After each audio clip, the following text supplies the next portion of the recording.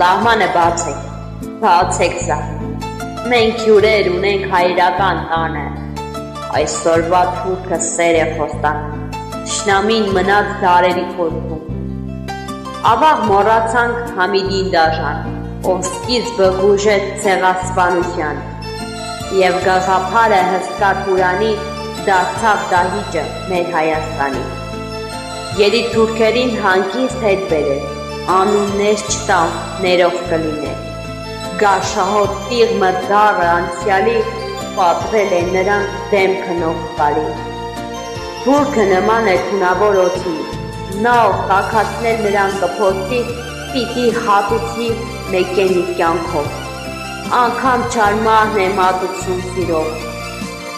Տիրաշխահելով անարգ թշնամուն, մատաղ եք անում ձեր վերջին որդուն։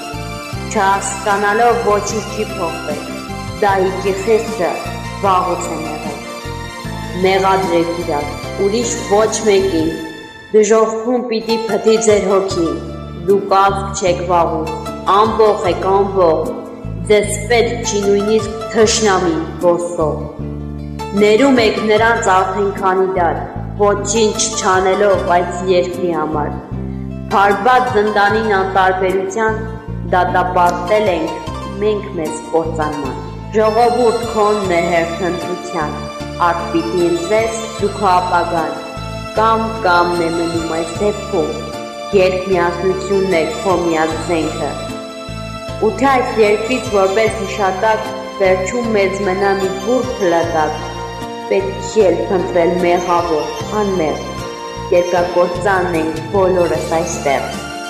Կանցնեն տարիներ, ես էլ չեմ լինի, գրողի ծոցը չարի կկանցնի, չթողնեք մեղրի գենը հայկական, նա պիտի կվի ուղին հաղթության։